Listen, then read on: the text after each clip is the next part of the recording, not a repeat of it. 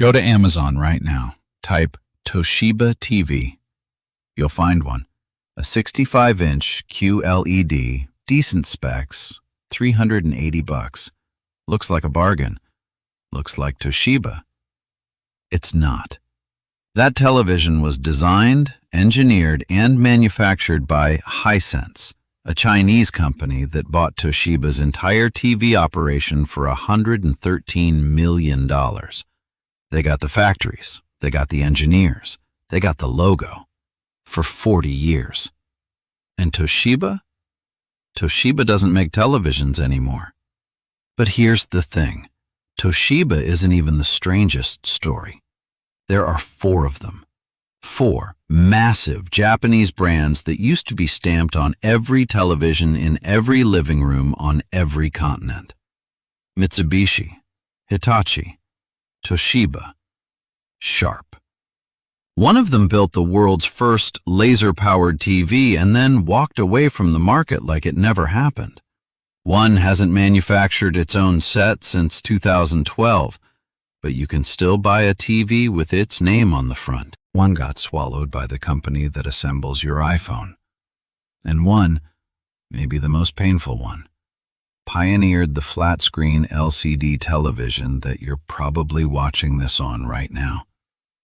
Brought it to the mass market before anyone else, and still lost everything. 4 empires, 4 different roads to the same cliff, and a pattern that should make Samsung and LG very, very nervous. We're going to break down each one. But first, you need to understand what these brands actually were, because if you're under 30, you might have no idea how thoroughly Japan once ran this industry. Let's go back. If you grew up in the 80s or 90s, picture the TV in your parents' house. Not the flat one that came later, the heavy one. The one that took 2 people to lift and sat on a wooden stand that was somehow always a little too small for it. That warm hum when you switched it on. The static that made the hair on your arm stand up when you touched the screen. Now think about the logo in the corner. For millions of families around the world, that logo said Hitachi, or Toshiba, or Sharp. Maybe Mitsubishi, if your family went big. And I mean physically big, because Mitsubishi rear projection sets were absolute units. You didn't mount a Mitsubishi on the wall. A Mitsubishi was the wall. These weren't just brands. They were the furniture of your childhood. And that wasn't some coincidence. Those Japanese companies didn't just sell a lot of TVs. They owned the entire game. In 2005, according to IHS market data, 6 of the top 10 television manufacturers on the planet were Japanese. 6. Hitachi, JVC, Panasonic, Sharp, Sony, and Toshiba. Combined, they held a dominant share of global sales. Samsung was still mostly known for budget electronics. LG was just a few years removed from calling itself Gold Star. And Chinese TV manufacturers? They barely registered outside their own borders. Japan didn't just compete in the TV business. Japan was the TV business. And they'd already pulled this off once before. In the 70s, American brands, RCA, Zenith, Magnavox, were the kings. They'd built the industry from the ground up, invented color television. And then, over 15 years, Japanese manufacturers walked in, built better products at sharper prices, and systematically replaced every single one of them. Zenith wound up getting bought by LG in the late 90s. RCA got passed around until the name was just a sticker slapped on budget sets at Walmart. That takeover was slow, thorough, and total. By the mid-2000s, Japan's grip on the television market looked permanent. Sharp had opened a cutting-edge LCD factory in Kamiyama that journalists were calling a technological temple. Toshiba was a 130-year-old industrial titan with divisions spanning nuclear reactors, medical devices, and memory chips. Hitachi sold 1.4 million TVs in 2010 alone under its Woo brand line. And Mitsubishi was pushing screen sizes into territory that no flat panel could touch, with rear projection monsters stretching past 70 inches. Nobody, not the analysts, not the competitors, not the people running those companies, expected what came next. Because the thing that brought them down wasn't a single rival. It wasn't one bad product or one dumb bet. It was a shift so massive it rewired the entire industry in less than a decade. And the seed of it all? It was planted by one of those four brands themselves, in a small metalworking shop in Tokyo, in 1912, by an 18-year-old orphan who made belt buckles. That orphan's name was Tokuji Hayakawa. He was 18 years old, had almost no formal education, and his first invention was a snap buckle for belts. Not electronics, not screens. Belt buckles. The business took off. He expanded into mechanical pencils, and if the name Ever Sharp Pencil rings a bell, it should. That pencil gave the company its name. Sharp. The entire corporation traces back to a writing instrument. By the 1950s, Sharp had moved into radios and then televisions. By the 1970s, they were building the world's first practical LCD calculator displays. And in January 2001, Sharp did something that changed television forever. They launched the Aquos. The Aquos LC-20C1 was a 20-inch LCD color television, flat, thin, no electron gun firing beams at phosphor dots, no bulky glass tube weighing 40 pounds, just a clean, slim panel that looked like it belonged in a science fiction movie. The price tag? $5,000 for 20 inches. That's insane by today's standards, but in 2001, it didn't matter. People saw it and understood immediately. This was the future. The heavy boxes collecting dust on wooden stands were finished. Now, LCD technology wasn't something Sharp conjured out of thin air.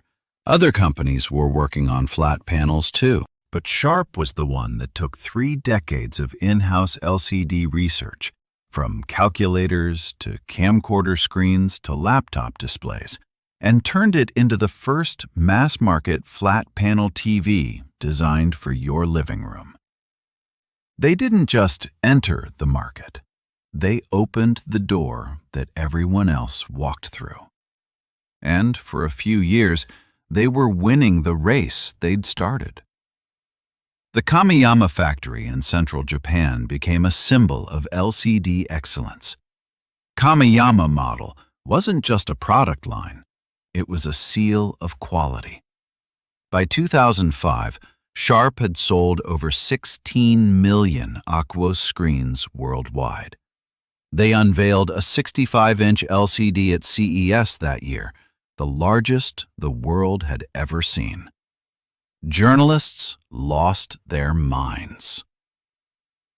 But here's where the story takes a turn that Sharp never saw coming.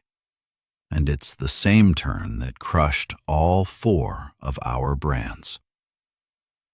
Sharp launched the LCD television revolution, but Sharp didn't scale it. Samsung did. While Sharp was perfecting picture quality and building one pristine factory in the Japanese countryside, Samsung was doing something completely different. They were building massive panel fabrication plants. Not one, multiple.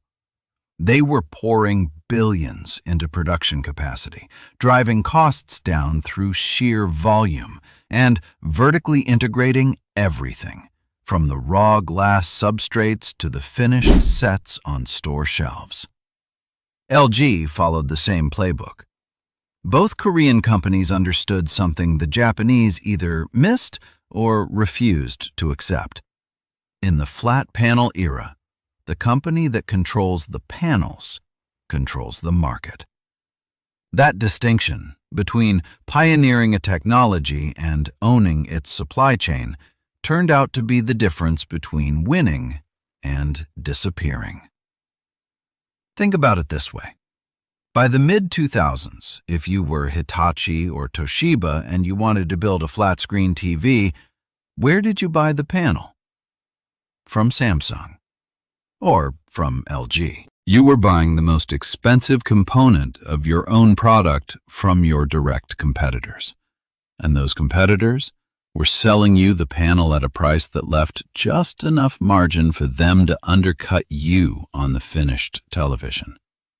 The Japanese brands got trapped. They were assembling TVs around someone else's core technology, adding their logo, and trying to charge a premium for a name that meant less and less every year. Meanwhile, Samsung and LG were selling the same quality, sometimes better, for hundreds of dollars cheaper. In 2006, Samsung overtook Sony as the world's #1 TV seller.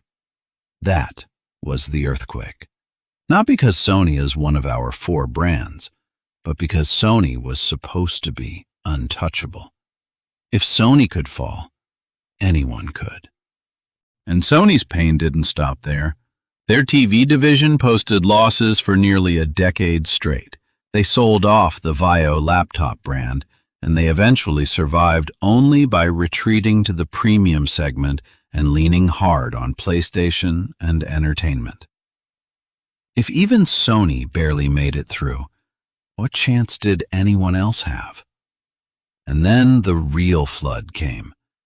Chinese manufacturers, TCL, Hisense, Bow, started building their own panel factories, even bigger than Samsung's. Government subsidized, operating at scales the Japanese couldn't match. By the mid-2000s, Chinese companies controlled over 70% of global LCD panel production. By 2024, that number crossed 80%. So now the Japanese brands weren't just squeezed from above by the Koreans. They were getting crushed from below by Chinese companies making perfectly acceptable TVs at prices that felt almost absurd. A 65-inch 4K set for under $300? Try competing with that when your factory is in Japan, your workforce expects Japanese wages, and your shareholders expect Japanese profit margins. One by one, they broke. But the way each one broke, that's where it gets interesting. Because these 4 companies all faced the same fundamental problem: the loss of control over what goes inside the TV. But each one arrived at that cliff from a completely different direction, through a completely different chain of decisions. And the first one to fall was the one that actually had the most interesting technology of the bunch. Let's talk about Mitsubishi. Mitsubishi never went bankrupt, never got bought out, never had a scandal. They just left. And honestly, that might be the most fascinating exit of the 4. While every other Japanese manufacturer was scrambling to build flat LCD panels and compete with Samsung on price, Mitsubishi looked at the market and said, "No, we're not playing that game. We're going to do something nobody else is doing. Rear projection." Now, if you're young enough that you've never seen a rear projection TV in person, let me paint you a picture. Imagine a screen the size of a door, 70 inches, sometimes bigger. Not flat. It stuck out about 10 inches from the wall. Inside, instead of an LCD panel or a plasma grid, There was a set of tiny mirrors on a chip called a DLP, Digital Light Processing. Light would bounce off those mirrors, pass through a color wheel, and project an image onto the back of the screen. The result was a genuinely massive picture at a fraction of the cost of an equivalent flat panel. In 2006, you could get a 60-inch Mitsubishi DLP set for maybe $1,500. A 60-inch plasma from Panasonic would run you $6 or $7 grand. The math was obvious. But Mitsubishi didn't stop at DLP. They pushed further. In January 2008, at CES in Las Vegas, Mitsubishi unveiled something the industry had been theorizing about for over a decade, but nobody had actually built: a laser-powered television. They called it LaserView. The idea was wild. Instead of a traditional lamp or LED backlighting, the LaserView used actual laser beams, red, green, blue, as its light source. The color accuracy was beyond anything on the market. We're talking 200% of the BT709 color space. For context, most TVs at the time were covering maybe 70 or 80% of that same standard. The LaserView wasn't incrementally better. It was in a different dimension. And because lasers are incredibly energy efficient, the entire 65-inch set consumed about 135 watts, less than a bright light bulb. Review sites compared it favorably to the Pioneer Kuro, the plasma TV that audiophiles still consider the greatest display ever made. The LaserView hit stores in October 2008, 65 inches, $6,999. It flopped. Not because it was bad, it was spectacular. But it was 10 inches thick in a world that wanted 2. Consumers weren't shopping for the best picture anymore. They were shopping for the thinnest profile. They wanted a TV that disappeared against the wall like a painting. Mitsubishi was offering a refrigerator. By 2011, Mitsubishi pulled out of the LCD TV market in the United States entirely. They bet everything on rear projection and large format DLP. The last Mitsubishi consumer TVs, the final run of DLP rear projection models, rolled off the line in late 2012. And then, silence. No dramatic press conference, no fire sale to a Chinese conglomerate, no bankruptcy filing. Mitsubishi Electric just quietly pivoted to the things that actually made money: industrial automation, HVAC systems, automotive components, commercial projectors. The TV business was a line item. They erased it. Here's the kicker, though. Remember the LaserView? Laser-powered, massive screen, cinema-grade color. That concept, a laser light source projecting a huge image at short range, is exactly what Hisense sells today as its laser TV line. For $5 grand, you can get a 100-inch Hisense laser projector setup in 2026. The technology Mitsubishi pioneered in 2008 finally found its market.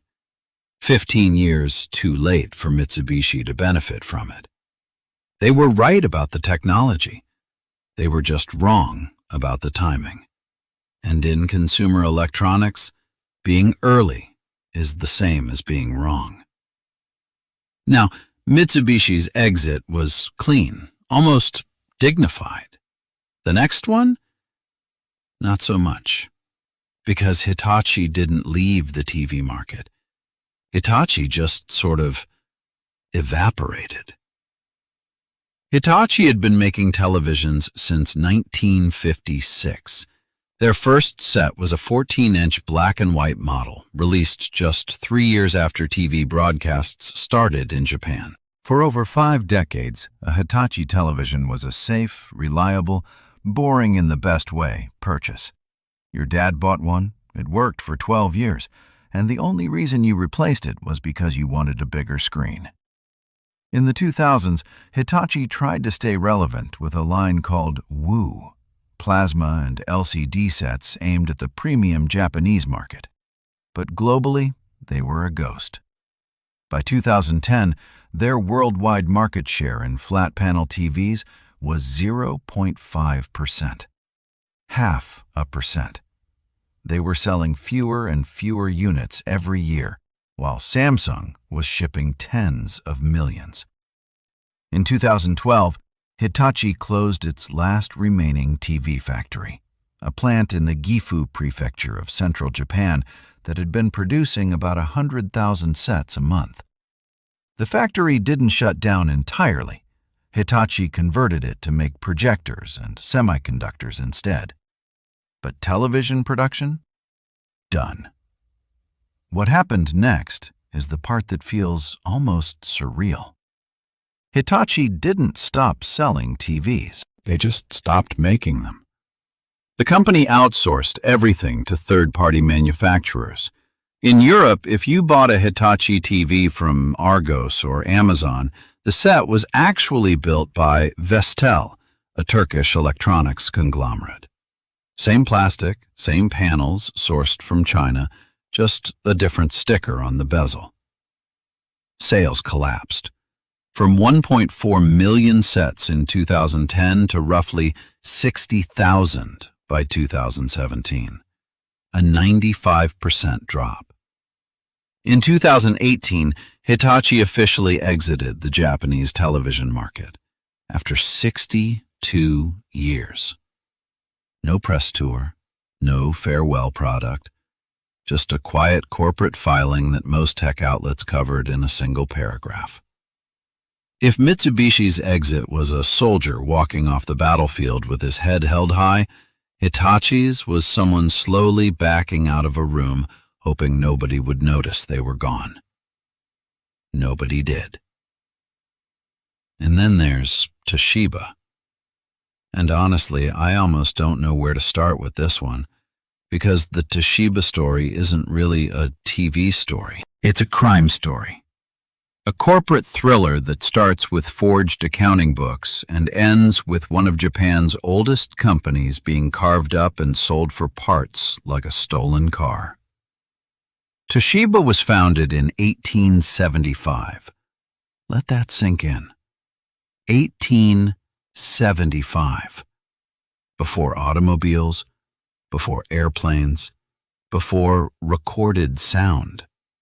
This company survived 2 world wars, the atomic bombing of Japan, the complete rebuilding of the Japanese economy, and 140 years of industrial upheaval. And it was undone by a spreadsheet.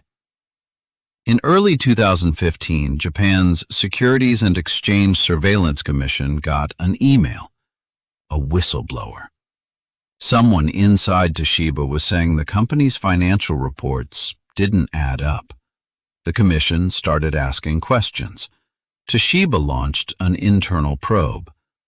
Then the internal probe got replaced by an independent investigation committee because the internal probe wasn't finding what everyone already suspected. On July 20th, 2015, the independent committee released its report. The findings were devastating. For 7 years, from 2008 to 2014, Toshiba's top management had been systematically overstating profits. The total amount? $1.2 billion. Not through some sophisticated offshore scheme, through the most blunt force method imaginable. The CEO would issue what the company called challenges, profit targets handed down to division heads near the end of each quarter when there was literally no time to achieve them through actual business performance. The only way to hit the numbers was to cook the books, push losses into the next quarter, book revenue from projects that hadn't been completed, bury expenses in subsidiaries where auditors wouldn't look. The CEO resigned. A wave of senior executives followed. The stock crashed 40% almost overnight. Lawsuits piled up. Shareholders eventually filed claims totaling 178 billion yen. But the accounting scandal? That was just the first act. The second act was nuclear. Literally. Back in 2006, Toshiba had acquired Westinghouse Electric, the American nuclear power company, for $5.4 billion. The idea was that nuclear energy was the future, and Toshiba wanted to own a piece of it. Then, in 2011, the Fukushima disaster happened. Demand for nuclear power in Japan collapsed overnight, and Westinghouse turned into a financial sinkhole that Toshiba somehow failed to recognize on its books for years. When the company finally took impairment charges in 2016 and 2017, the numbers were staggering. $2.3 billion the first year, $6.3 billion the next. Westinghouse filed for Chapter 11 bankruptcy in March 2017. Toshiba was bleeding out, and the only way to stop the bleeding was to start selling off divisions. The sell-off happened fast. In 2016, China's Midea Group bought 80% of Toshiba's home appliance division, washing machines, refrigerators, rice cookers, for $473 million. That same year, Canon bought Toshiba's medical devices unit. Then came the big one. November 14, 2017. Hisense Electric announced the purchase of 95% of Toshiba Visual Solutions, the entire television division, for $113.6 million. The deal included everything: production facilities, R&D staff, sales operations, and a 40-year license to use the Toshiba brand on televisions across Europe, Southeast Asia, and other markets. Think about that price for a second. $113 million. That's what a mid-tier office building costs in Manhattan. Hisense got an entire global television brand, factories, patents, engineers, and the name for the price of real estate. In 2018, Toshiba sold its crown jewel, the memory chip division, Toshiba Memory, later renamed Kioxia, to a consortium led by Bain Capital for $18 billion. Apple, Dell, and SK Hynix were all part of the deal. The chip business was by far the most valuable thing Toshiba had left, and they let it go because they had no choice. Without that cash, the company would have been delisted from the Tokyo Stock Exchange. And in 2023, the final chapter. Japan Investment Corporation, a government-backed fund, took Toshiba private for $14 billion. After 148 years as a public company, Toshiba left the stock market. Not with a celebration, with exhaustion. So what does Toshiba mean on a television in 2026? It means Hisense, a Chinese company based in Qingdao, currently the world's second-largest TV brand, designing and manufacturing sets in its own factories using its own supply chain. The Toshiba name is a marketing asset, a familiar logo that communicates Japanese reliability to consumers who don't know the backstory. And for that privilege, Hisense paid less than what some tech startups raise in a Series B round. The Toshiba TV you see at Best Buy is a real television. It works fine. It might even be a solid purchase for the price. But the company whose name is on the front? That company is busy running power grids, building elevator systems, and trying to figure out what it wants to be when it grows up. Television is a memory, a licensing deal, a line on someone else's balance sheet. If Mitsubishi walked away from TVs and Hitachi faded out quietly, Toshiba was dragged away kicking and screaming, not by competitors, but by its own leadership. The Samsung and LG takeover of the TV market would have hurt Toshiba regardless. But the accounting fraud, the nuclear catastrophe, the fire sale, those were self-inflicted wounds. Toshiba didn't just lose the TV market. Toshiba almost lost Toshiba. And yet, for all the drama, all the billions lost and executives disgraced, Toshiba's story still isn't the most painful one. That belongs to Sharp. And Sharp's story is the one that keeps me up at night. Because Sharp didn't make a bad bet on the wrong technology. Sharp didn't cook its books. Sharp didn't buy a nuclear company at the worst possible time. Sharp did everything right. And it still wasn't enough. Remember that 18-year-old orphan I mentioned at the beginning? The one with the belt buckles? His name was Tokuji Hayakawa, and his story is one of the most unlikely origin stories in corporate history. In September 1912, Hayakawa opened a tiny metalworking shop in a crowded Tokyo neighborhood. 3 employees, starting capital of 50 yen, which, even by 1912 standards, was almost nothing. His first product was that snap buckle, the tokubijo, and it sold well enough to keep the lights on. But Hayakawa was restless. He kept tinkering. In 1915, he invented a mechanical pencil that worked better than anything on the market. He called it the Ever-Ready Sharp Pencil. The name stuck. It stuck so hard that decades later, when the company had grown into a multinational electronics corporation, they renamed the whole thing after that pencil. Sharp. In 1923, the Great Kanto earthquake leveled Tokyo. Hayakawa lost his factory. He lost his home. He lost his wife and 2 children. Everything. Gone in a single day. He relocated to Osaka and started over. By the 1950s, Sharp was making radios and televisions. By the 1970s, they had pioneered the world's first practical LCD display in a calculator, the EL-805, in 1973. That might sound trivial, a calculator screen.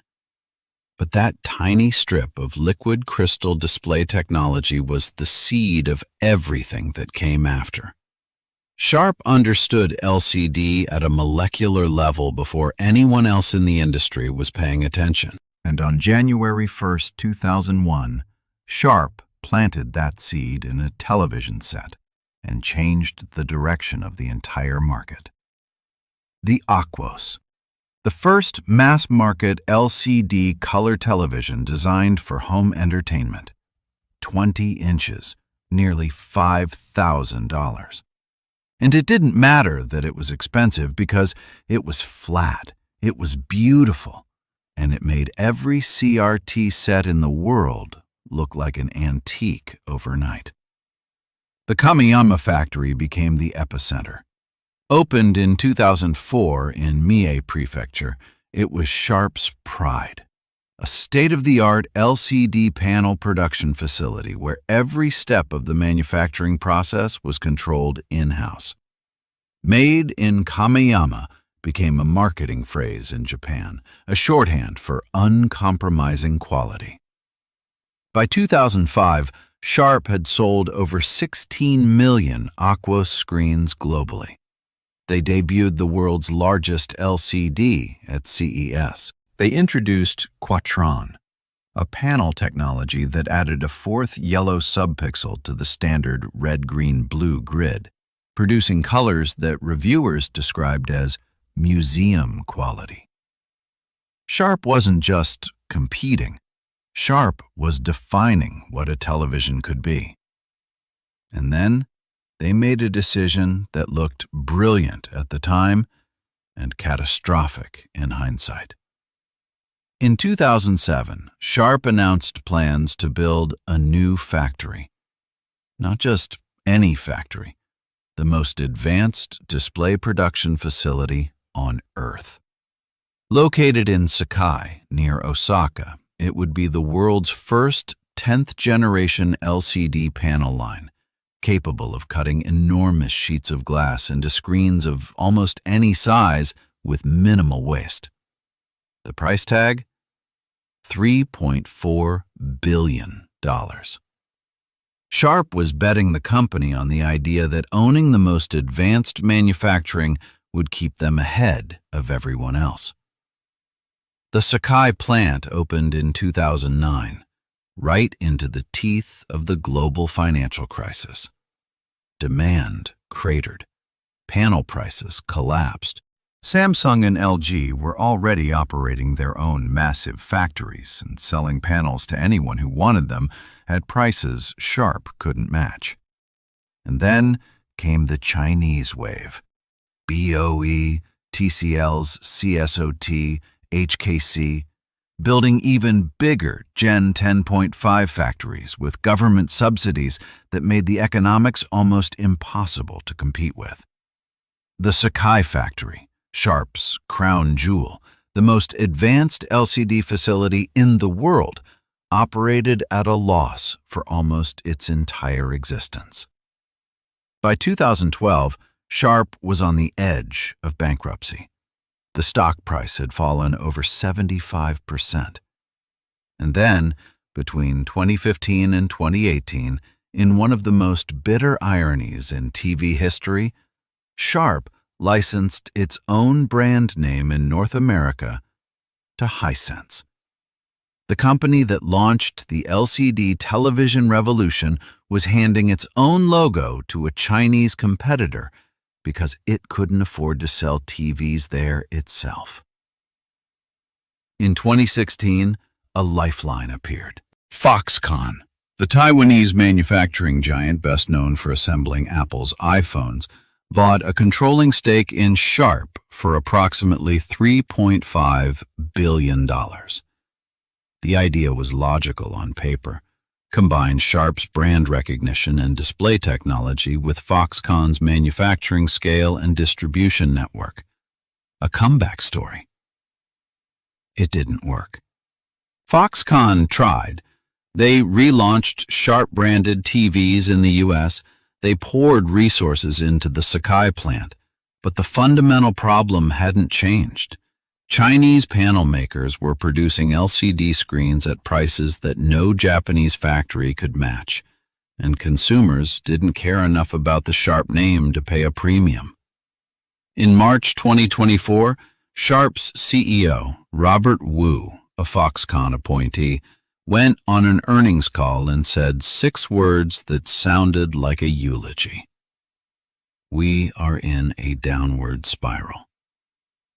Sharp announced it was shutting down the Sakai factory entirely. The world's first 10th-generation LCD line, the $3.4 billion bet, would be converted into a data center for artificial intelligence workloads.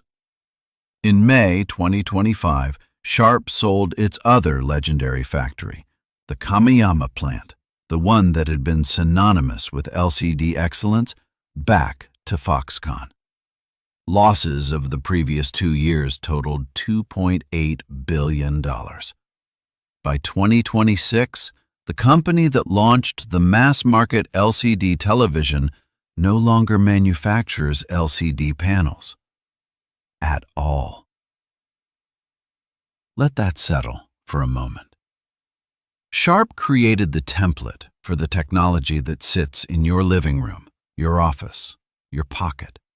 The flat screen on your wall exists in its current form because of the path Sharp carved. And they got nothing for it. Less than nothing. They got billions in losses and a factory that now runs server racks instead of display lines. So let's pull back and look at all 4 of them together. Because when you lay the stories side by side, something emerges that none of them could see while it was happening. Mitsubishi built the most advanced display technology of its era and walked away because the market wanted thin, not good. Hitachi made reliable televisions for 62 years and evaporated because reliability stopped being a selling point when everyone's panels came from the same Chinese factory.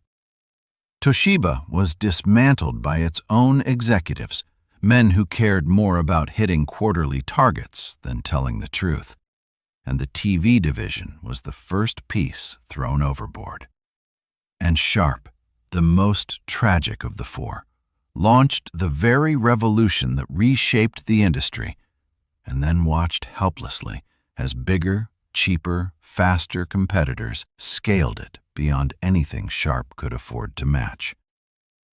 4 different brands, 4 different chains of decisions, but underneath all of it, one shared structural failure. The moment they lost control of the panel, that's the thread that ties every story together. Each company arrived at that point through its own unique path. Mitsubishi through a form factor bet, Hitachi through irrelevance, Toshiba through corporate self-destruction, Sharp through the cruelty of being first. But the destination was identical. Once you don't make the screen, you don't control anything. You're just a sticker on someone else's product. In the television business, the panel is the product. Everything else, the processor, the smart TV interface, the speakers, the remote, the logo on the bezel, is decoration. Whoever manufactures the display panel sets the price, controls the margins, and decides who gets to compete. In the CRT era, Japanese companies owned that entire chain. They made the glass, they made the phosphors, they made the electron guns. Nobody could touch them. But when the industry shifted to flat panels, the manufacturing base shifted with it. Samsung built its own LCD factories. LG built its own. And then Chinese companies, backed by massive government investment, built factories that dwarfed everything that came before. Bo, CSOT, HKC. Names most consumers have never heard of, but those companies now produce over 80% of all LCD panels on the planet. If you own a television made by any brand, Sony, Samsung, Vizio, TCL, doesn't matter, there's a very good chance the panel inside it came from a Chinese fabrication facility. The Japanese brands found themselves in an impossible position. They were buying panels from their competitors, assembling finished sets at higher cost, and trying to sell them to consumers who could get essentially the same picture quality for $200 less from a Korean or Chinese brand. The math didn't work. It couldn't work. And one by one, they either left voluntarily, got absorbed, or fell apart. Now, here's the part that should send a chill down the spine of every Samsung executive watching this. This has happened before, and it's happening again. Right now. In the 1970s, American brands owned the TV market. RCA, Zenith, Magnavox, they built the industry. Then the Japanese came in with better quality and lower prices. And within 15 years, every American TV manufacturer was either bankrupt or bought out. Zenith, the last one standing, got acquired by LG in 1999. In the 1990s, Japanese brands owned the TV market. Sony, Sharp, Toshiba, Panasonic. Then the Koreans came in with massive scale and aggressive pricing, and within 15 years, every major Japanese TV manufacturer except Sony had either exited, then acquired, or become irrelevant. And even Sony barely survived, hemorrhaging cash in its TV division for years before retreating to the premium niche. Each cycle lasts about 15 to 20 years. Each time, the previous leader is too slow to recognize the threat. Each time, the new winner uses the same playbook. Bigger factories, cheaper production, vertical integration, and relentless pricing pressure. Samsung has been the world's #1 TV brand since 2006, 20 consecutive years. In the first quarter of 2026, they held 19% of global shipments. Right behind them, TCL at 16%, Hisense at 15%. Both Chinese, both growing fast, both building their own next-generation display factories, both doing to Samsung exactly what Samsung did to Sony 2 decades ago. Look at the numbers, and the pattern is screaming at you. The gap between Samsung and TCL has shrunk from double digits to 3 points. Hisense is right behind. Xiaomi is coming up fast at 6%. 4 of the top 6 TV brands in the world are now Chinese. Sony, the last Japanese survivor in the top tier, is clinging to the premium segment like it's a life raft. Now, a fair caveat. History rhymes, but it doesn't photocopy itself. The geopolitical landscape today is radically different from 20 years ago. Trade wars, tariffs on Chinese goods, semiconductor export controls, government subsidies flowing in every direction.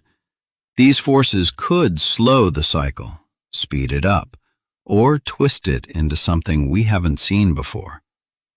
Samsung also still controls key advantages in OLED and QD OLED display technology that give it a moat the Japanese never had against the Koreans. So this isn't a prediction. It's a pattern. And patterns demand attention even when they don't guarantee outcomes. But if the cycle holds, and so far, 2 for 2, we could be having this exact same conversation about Samsung and LG in 10 or 15 years. The Korean TV brands you forgot existed. It sounds absurd right now. It sounded absurd when people said it about Sony in 2003. And that's the real lesson from these 4 brands. Not that they were weak. They weren't. Sharp launched the LCD television revolution. Mitsubishi created the first laser TV. Toshiba was one of the oldest technology companies in human history.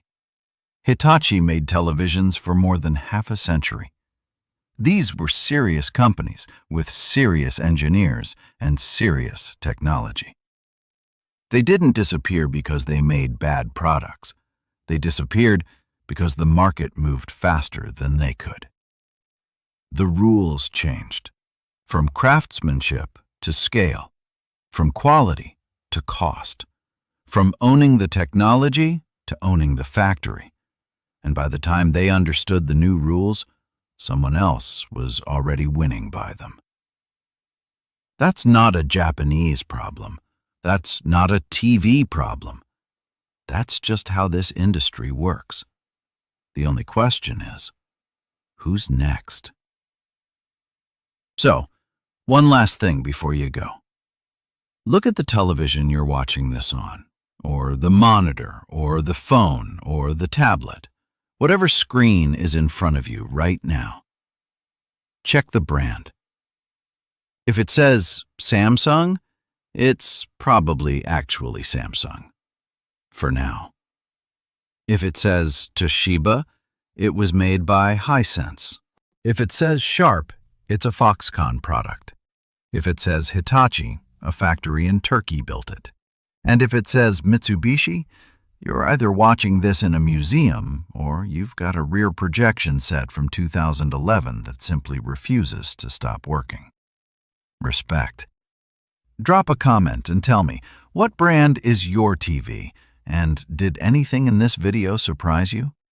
I'm genuinely curious how many of you are watching on a brand that isn't what you think it is. And if you want to see how Samsung pulled off the takeover that put all these companies out of business, or the story of Pioneer, the company that built what audiophiles still call the greatest television ever made, and then abandoned it, subscribe. Those stories are coming. Thanks for watching. I'll see you in the next one.